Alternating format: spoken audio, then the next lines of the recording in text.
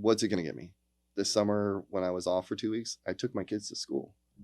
I got to take my kids this year for the first time to their first day of school, not because of this business or anything, just because my days aligned that I was shift wise I could. And I thought to myself, man, I could do this. Like I could not have to come off shift this day and try and make it and be late and miss out on this memory I'm never going to get back. I worked a lot with my daughter Charlie.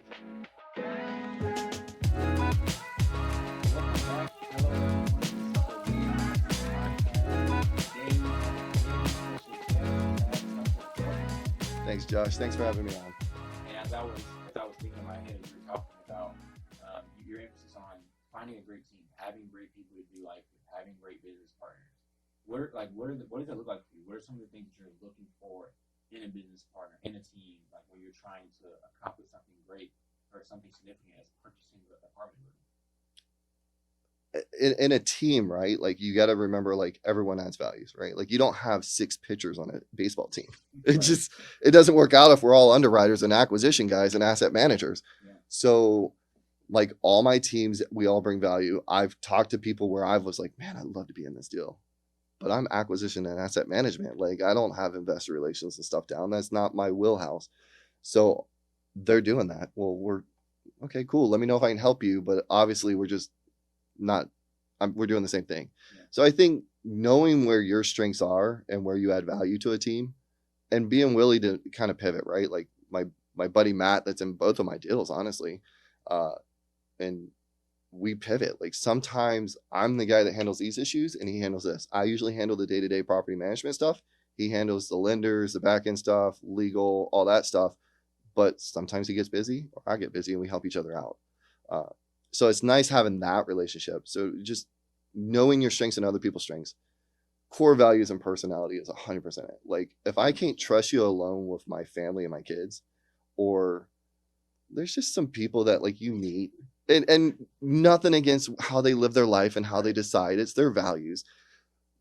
But I've got off of a phone call with some people and I'm like, I'm never talking to this person again. And it's nothing against them. It's just I don't have the same values as them.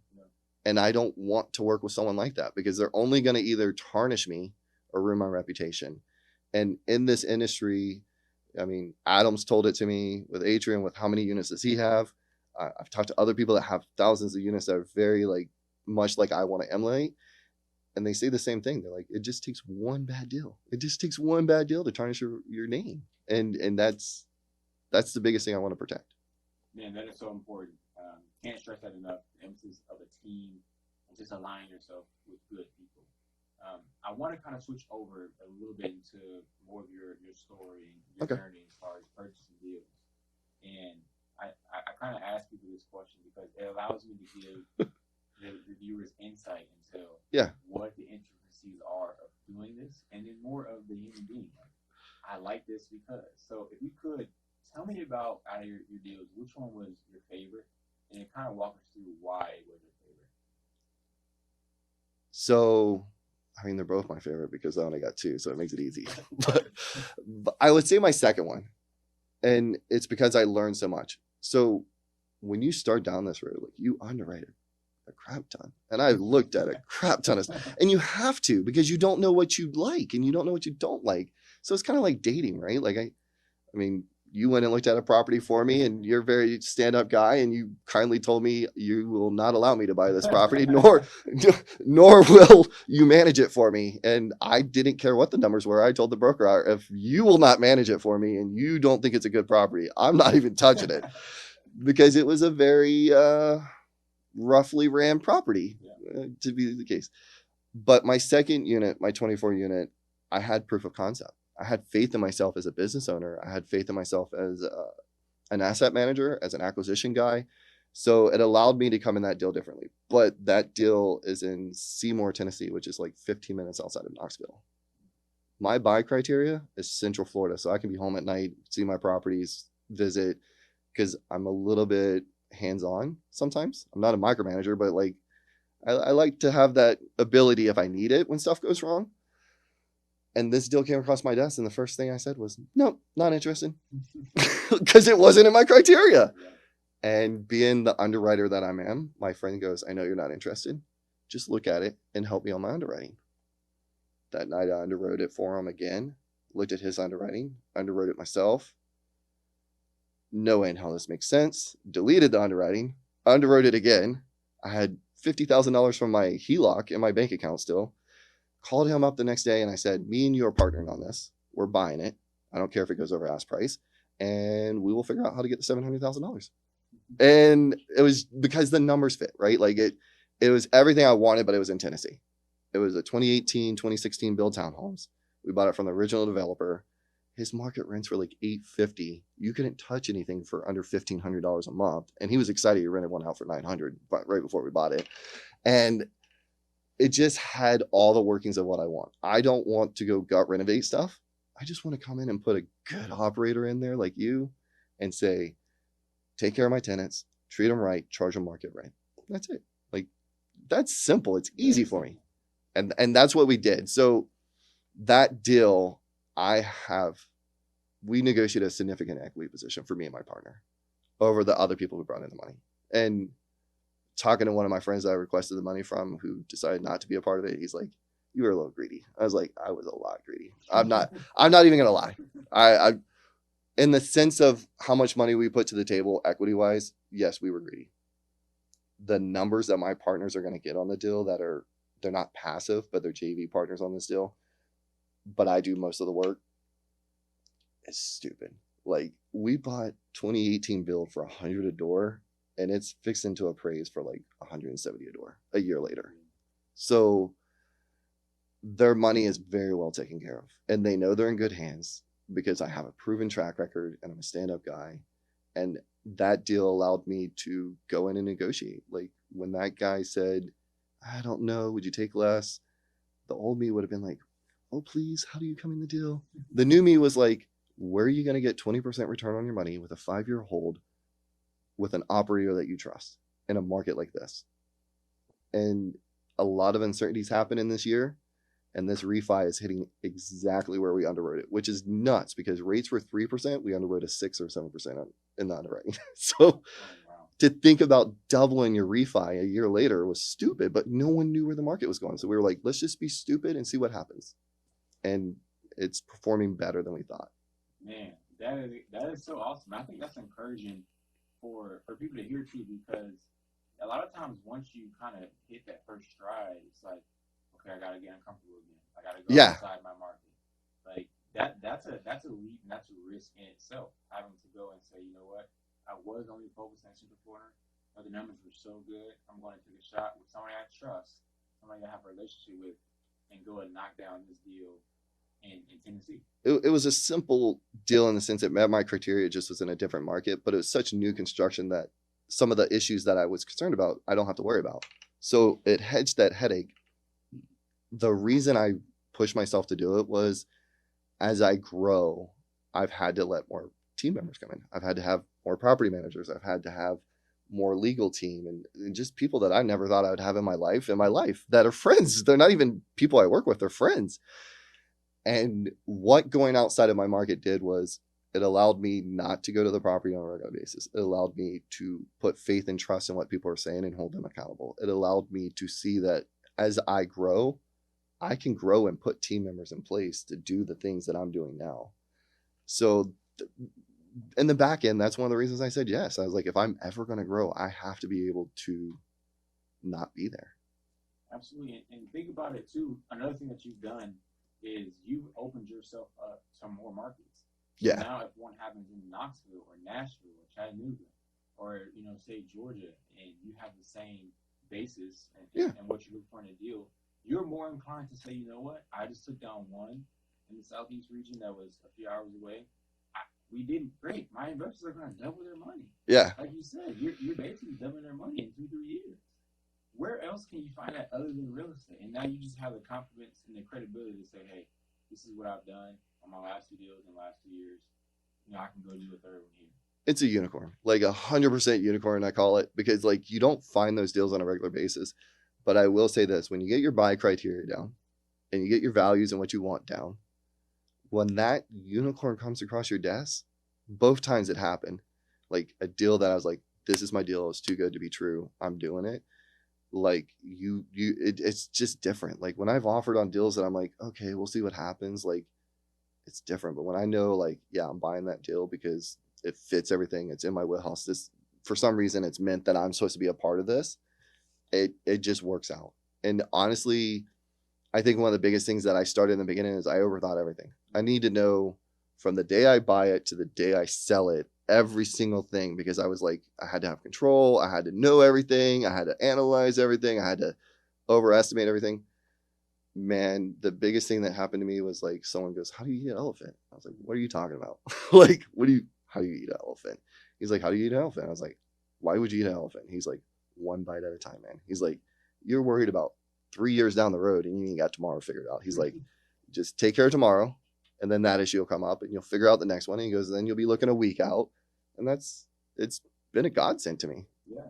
What would you say, in your opinion, with that being said, and that piece of advice, what's one thing that investors or people looking at deals, what's one mistake that you hear them make? What's a common misconception they have about markets, about buildings, just investing in general? What would you say that you've seen on your end is their biggest misconception? That is easy.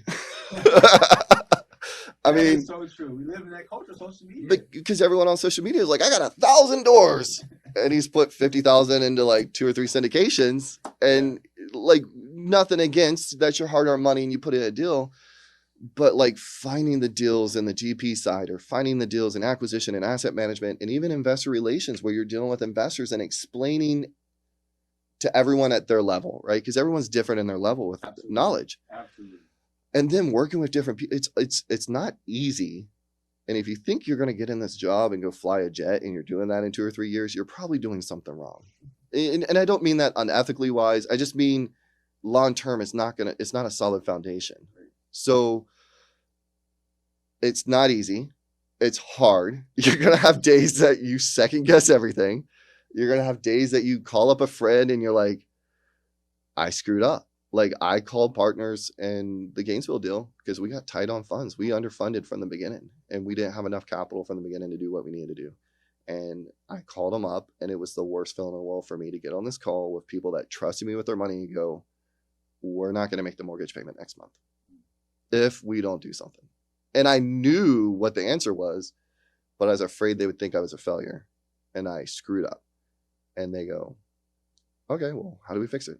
And we found out a solution working together, and we executed it and back off to running. And now we're completely solid and everything's fixed. But I think a lot of times when you screw up, you don't want to tell your teammates. You don't want to tell people. You don't want to. I mean, how many deals did you look at in Tampa for me? And I've bought jack shit in Tampa. And it's not that I don't like Tampa. It's just it's not working out for me for what I want. I think you have to admit that there's going to be bad days. There's going to be hard days. There's going to be struggles. But when you have those good ones, like they're good. And the bad days too, like I've lost out on deals. I mean, you've talked about some management issues I've had with people. And then I was driving home with one of those management issues. Like I was furious that day. And I'm pretty low key, like level headed. And I thought to myself on my 2-hour drive home from Gainesville, I was like, this sucks. I just lost a lot of money, but wow, like I still like this. I'm still cool doing it. Yeah. And that's when I knew like this is what I'm gonna do. Yeah. That is so important because again, we just live in that day and age, social media. I see a reel. If you want to have this, you need to do these 3 things. I'm just like, oh my goodness, like You do. To an extent, you're right. But Yeah. it's so much more than that. You know what I mean? And it is challenging at first, and as you continue to do it, you get better. Yeah. So it does become easy or easier, if you want to put it that way. But like you said, it's just there's so many bad days that people just don't discuss. Yeah. It seems like everybody just crushes it. You know, When you stroke a check for $50,000 of every money in your piggy bank for an earnest money deposit, it's scary. But I knew contractually I could get it back. Yeah. But we had to wait on appraisal to come through, and we didn't have a finance contingency on the deal. We're waiting. We thought it was going to come through. It came 3 days after our escrow was like hard, which means you don't get it back. Yeah. I didn't have the heart to tell my wife what that meant because if the appraisal and like I'm out 50, that's our money. That's our everything me and my wife had. Yeah. And sometimes you have to take those risks, but you take those risks not being reckless. You take those risks being calculated. 100%. And that's, to me, that's an example of, you know what? I'm giving it everything I got. Yeah. If this does not work out, then it doesn't. But I'm going to give myself the chance to accomplish something great by laying it all out there. And those are the conversations that we don't see have as much. You know what I mean? That, hey, I just stroked my last 50,000. Oh yeah. There's $11.76 in Acorn's business account right now. Like, I'm very transparent about that with my friends and partners. There's $11.76 in the business account right now. I have not, and all the money that went in there, that went out, came out of my own personal savings. So, like, it's not. But going forward, man, like, what's it gonna get me? This summer, when I was off for 2 weeks, I took my kids to school. I got to take my kids this year for the first time to their first day of school, not because of this business or anything, just because my days aligned that I was shift wise I could. And I thought to myself, man, I could do this. Like, I could not have to come off shift this day and try and make it and be late and miss out on this memory I'm never going to get back. I worked a lot with my daughter Charlie, and I didn't realize it. We paid off debt. We were doing the right stuff. When my younger 3 came along, stuff was happening, and I was like, I don't remember Charlie doing this. My wife's like, that's because you were working. And it hit me like, I can't get that time back with her. It's gone. Man, that is so profound. Again, just thinking about these real life situations, these real life scenarios that happen that, again, don't get highlighted and don't really get talked about. On that same note, it has me thinking as far as you're doing this for your kids. You were doing it. You're a firefighter for 17 years. Yeah. You were able to accomplish two deals in the last 2-3 years. It was this much equity. You made all these sacrifices, right? Your why is, again, for your family, and something that's still evolving that you're still trying to circumvent and find. And so my thought and my question to you is, in the midst of all of this, right? Yeah. At the end of the day, when you're looking back and you're saying, okay, I accomplished all these great things. I was a father. How would you want to be remembered? How do you want, not Acorn, but you as Chad Tucker, the father, the dad, the human being, how do you want to be remembered? What legacy do you want to leave behind? Why are you asking me the tough questions? I don't think you asked the other people these tough questions. But I mean, it doesn't matter. It really doesn't matter. I worked in the fire department, and I put a lot in it. I made a lot of sacrifices, and I worked for some very good lieutenants, and they're gone. They're not dead. They're retired. And I was talking to someone, and they're like, oh, think about what you're giving up and what you could do for the department and all this other stuff. And I thought back, I was like, Kent Weber, Carl Long, who are they? I don't know. I was like, who's Tom Beasley? Who's Gary Spahn? They're like, I don't know. I was like, these guys changed the foundation of my life because of the time they put in with me and the stuff that they gave to me through the working with them. And they're like, I don't know. I was like, it really clicked with me. Like, it doesn't matter. Like, this big, I can have a building named after me or whatever. It doesn't matter.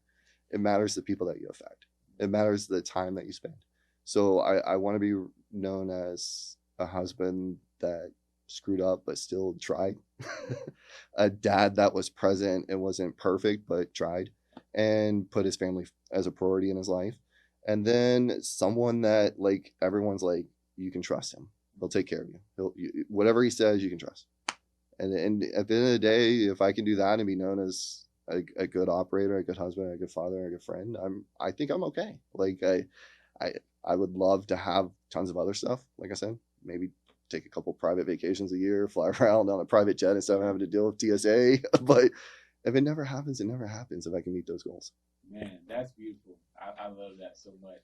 And I have no doubt that you will be all those things that you mentioned. Yeah. Because you mentioned earlier, being a good steward of what God has given you.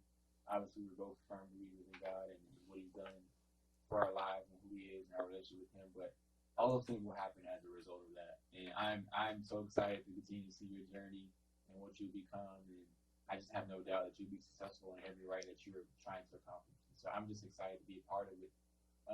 Transition a little bit just to another discussion as far as what's helping them day to day.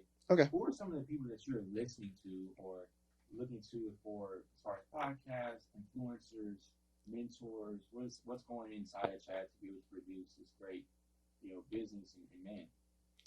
So it changes. It has to. That's where like being honest with yourself and your why and where you're struggling and having those self-reflection times that we never allow ourselves to give. So I give myself time to self-reflect and go, where am I struggling? Why isn't it? So right now, this point in my life, I'm holding myself back. I don't know why. I'm still trying to get to the root of it. But so I'm listening to a lot of mindset stuff and just talking like this honestly and openly and transparently with people. So maybe I hit this aha moment of why I'm holding myself back personally. Uh, when I first started, I listened to tons of stuff. Bigger Pockets is like everyone's gateway drug to the real estate. It's a good, I mean, because there's a lot of go-givers on there. Yeah. Okay. I joined a coaching program, and in that I found multiple people that were doing decent for themselves that I wanted to emulate. So like I talk to them on a regular basis, and I guarantee some of them I call and they're like, oh, let's chat again. But it's cool because they still talk to me. Right. But I just ask them like, hey, what do you think I should do? And they pour into me and give me advice. I listen to a lot of different things. I think 6-7 months ago, I was talking to a good buddy of mine, Matt Damon, with I think it's Broadleaf Capital is his group out of up north. And he was telling me that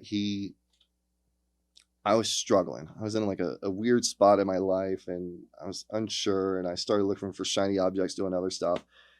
And I was struggling with personal mental stuff between job and all. And he goes, what are you listening to? And I realized I was listening to the radio all the time in my car again. Man, for the last 2-3 years, all I listened to is podcasts. I listened to Diary of a CEO. I listened to Tony Robbins. I listened to Jake and Gino. I listened to all these syndicators and stuff like that. Like just everyone about real estate. And that was my world. Like I didn't let the outside world of minutia come in. And I just poured in that hour, 2 hour in my car a day with learning and good stuff. And I stopped that. And when he said that to me, I was like, yeah, what am I? So now instead of listening to music on a regular basis, I'll pull up a YouTube video or I'll pull up a podcast and I'll just listen to it. And I'm like, okay. And it's funny because, like you said, me and you are in our faith. There are some times that I've sat there and I listen and I'm like, that's what you wanted to tell me today. Like, and it clicks and I needed to hear it and it helps me get past or helps me figure out something that I've been struggling on. So you got to be open to it and you just got to constantly not let the outside stuff come in. Absolutely. It's funny because no matter what we're doing, somebody is influencing us. Yeah. And we have to be intentional in that decision. Like if I'm listening to radio, if I'm listening to country music, rap music, or I'm listening to a podcast, YouTube video, whatever we're taking in is feeding our brains. Yeah. And if we're not conscious of that, we'll just listen to whatever and it'll negatively or positively affect us. And so the fact that again, you have those people in your coaching group that you can just call. I think that's like almost better than listening to anything is having the people you can call. Like when I'm driving long distance, I'm calling somebody. Like I'm gonna call Adam. Yeah. I'm calling my friends who, you know what I mean, just to talk. And sometimes you need to call them because they need to hear from you. They're just having a bad day and you just, yeah. Or sometimes you just need to hear a podcast. 100%. And what's funny enough is I'll share this story. Is I remember I was talking to Adam the other day about this. I'm like, dude, when you're like trying to be great and you're pursuing your journey in real estate, like people start to look at you a certain way and they think like you don't have real life issues or problems. Yeah. They start to think you're superhuman. And I'm like, I see what Adam. I'm like, dude, like the way, not that people treat him bad, but it's like people just think he doesn't have regular issues or anything going on in his life. They just think, oh, he's wealthy, successful. He's just must be nice. You know what I mean? Yeah, they don't like that's still a human who has wife and kids who go through things. Like people don't consider his side of things, and I say that just in real estate as being an investor, people don't consider the investor side of things. As far as like residents, even like residents, like, oh, you own the building, you're just this person who wealthy, you want to take advantage. You know, it's just automatically assumed that you're just this superhuman or just this person who is perfect, and that is just so not true. You know what I mean? Like. I just disagree. Like people don't realize, hey, we're still humans. Like, we still have struggles at home. We still have medical issues. We still have. We're trying to run, like you said, a great business and take care of people and provide for others, and we're trying to do it to the best of our ability. I think what is easy when I didn't change my mindset and I didn't get into this role is I had a big victim mentality. Mm-hmm. Like, oh, I can't do that. Or, oh, well, you know, they're probably bad. They're probably just money's evil or whatever. And you make all these answers to yourself. But at the end, like I was on a podcast a couple months ago and they asked me, what do you think the biggest thing that's changed in me? I was like, the biggest thing I changed in me is like everything. I could be, if I wanted to be Grant Cardone today, I could. It's not who I am, so it's not going to work, but like I could. If I wanted to go live in Alaska, I could. If I wanted to, I can do anything I want to do. All of us can, but we tell ourselves these lies and we give ourselves every excuse not to because it's uncomfortable and it's not safe and it's not practical and it's not what mom and dad told you to do when you go get a college degree. And it's not, well, you're going to give up. Like people are like, you're going to give up on your pension. I was like, dude, I'm making more now in investments than I have in 17 years. Like the pension's not guaranteed. It's there, but it's not guaranteed. Yeah. So you're going different and they want to give themselves every excuse why they can't do it. So if it means they make it seem like you have something they don't or whatever, I did that. And now I look at these people, a buddy of mine that I worked for, I volunteered to work for him as an asset manager to learn. He owns a pool company. I'm sitting across from him at a dinner table when I first met him, and we're talking about me and a buddy about buying a small, like $600,000 thing. And they're like, he's looking at a $10 million apartment complex. I was like, he's syndicating. And he's like, oh, I'm probably going to own it my own self. I was like, what? So I was like, I got to know this guy. So I got to know him. 17 years he built a pool company. 17 years. His wife grew up the ladder of Lockheed Martin, and he's busted his butt. And everyone looks now and they're like, oh, it must be nice to have a house in Lake Nona. Must be nice to go buy an apartment complex. I was like, how many years were you the only guy at your company? He's like 5 years. He's like 5 years. And then after I hired my first employee, I took a pay cut. Man, see, that's again, we go back to that unseen work. People don't see the years of work that goes into brick by brick by brick, building something to say, you know what, I can buy a multi-ton book. I can buy a business. I can be successful. It's the work that nobody sees. And we don't talk about because it's not sexy. Like, no one wants to know that, like, oh man, I was up all night with this, and then I had to do this, and then they don't care. It doesn't matter. No one cares. They don't. They don't know. I can think of a personal story that often gets told about myself, and I'm sure you have one of yourself as well. But a personal story of mine is that when I was in college, I saved $40,000. Yeah, that's crazy, by the way, because I didn't know what $40,000 looked like in college. It's funny because, like, for myself, I'm just thinking about how to people that sounds like such a crazy thing. To me, it was normal. But what people don't see is I never went to the bar in college. Like, there's 2 local bars in Winter Park. It's yeah. And kids. I've never stepped inside either one of them. My 4 years, I never went. But was that frugality or was that values? It was a little bit of both, yeah. Honestly. But, you know, what I just saw is people go to college, they go out, you spend $20, $30, $40 a night drinking, going to clubs, whatever. It's just like, I know what I want to accomplish. I'm not going to do that. And you went to Rollins. Went to Rollins. Let's just put, he went to Rollins, which is a private, very nice college. And he worked his butt off to get there. So I'm not downing it at all. I went to a community college that was working full time. And I graduated with no student loan debt because, like, you have to make sacrifices and do things differently if you want to be different. It's realistically that simple. You're not where you're at buying a duplex right now because how long did you volunteer or intern here? I was interning for at least 8-9 months, but my mom was like, I'll do this for 2 years like that. Yeah, because you knew getting access. The night I was sitting at a bar at a networking event when the guys were like 2 separate guys, 2 separate times, not correlated, both told me the same thing. I was like, thank God, way to beat me over the head with this.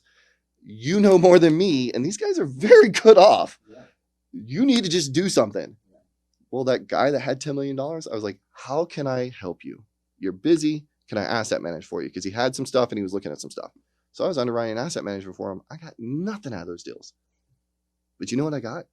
I got a chance to go through the whole purchase. I got a chance to stabilize an asset. I got a chance to go, okay, well, if I do this, this is what I got to do. And I learned.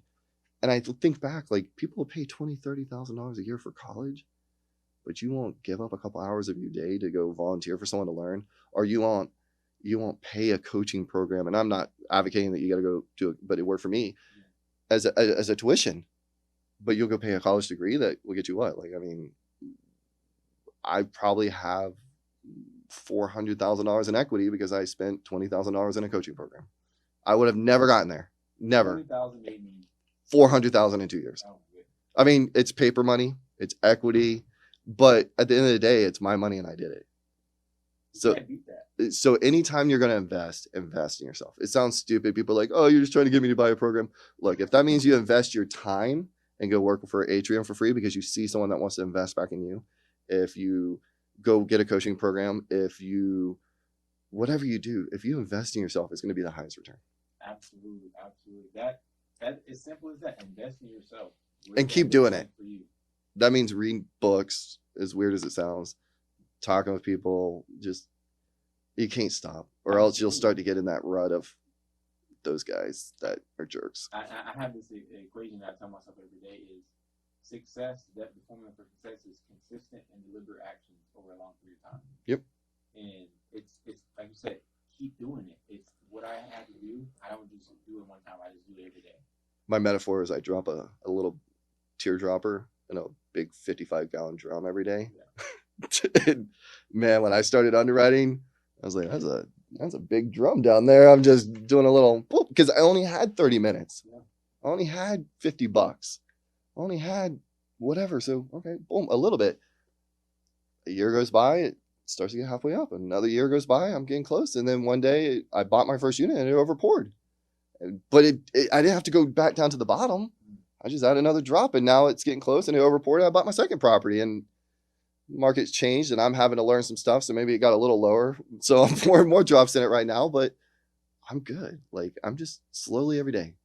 I take care of myself, read my books, talk to people, grow, do the day. And it's simple. Like you said, like, oh, do these 3 things. It's simple for me. It's 3 things. I look for properties. That means talk to sellers and talk to brokers. I take care of my assets. Those are my 2 main things right now. And then the next thing I need to do, which I'm horrible at because imposter syndrome and gremlins and all the other cool stuff, is I need to market. I need to tell people what I'm doing, but I'm afraid of giving up the firefighter identity or people going, oh, whatever. Like, I get text messages from family. They're like, how's my millionaire son? And I'm like, technically my net worth is $1 million, but I'm like, I'm good because I understand them. They're struggling with the fact that I'm changing the norm. Yeah. People, they're not the same Chad that they knew before. Yeah, I changed 100%. And I'm grateful my wife went through the change with me because I don't know if I could survive that. I definitely couldn't afford child support. But man, that is really good stuff. That being said, final question for you. Gotcha. If you had to sum up your purpose in one sentence, what would you say it is for you? To leave the people I know better than I found them. Like at the fire department, I have great people that work for me now. And it took me a lot of screwing up as an officer to figure out how to do that. It wasn't like, oh, I magically know. I put a lot of effort and energy into being a good leader. But one of my guys came in his uniform, but he had a white t-shirt on yesterday. And our officers wear white. And I've slowly but surely pushed him to try and think about that career path for himself because he would be a good officer. And I was like, man, you look good in white. And later on that day, I was like, you need to take your classes. You need to. And he always pushed it back and he said, you know what? I've been thinking about it. My engineers, which ride under me that help supervise, both of them are good people. And one of them, when she came to me, she's like, I don't want to be a leader. I don't know. She's taking her officer classes now to be a leader. She's going to be a damn good leader. And I'm excited that I get to see that. It's not what I did. It's just, yeah, good. You can do it. Man, I love that. That is so beautiful. Man, this was a really great episode. I'm so glad at how much I got to know more about you, and the listeners get to see and have introspective thoughts about themselves and understand, like, hey, this is really what it really takes to be an investor, to accomplish your dreams. And I'm just so excited to see where Acorn Capital goes, and not just your business, but to see where you go in life, man. It was truly an honor to have you here today. And really appreciate you. Thanks, man. We're Invested Podcast is produced by Atrium Management Company. Thanks for tuning in. And don't forget to like, follow, and subscribe.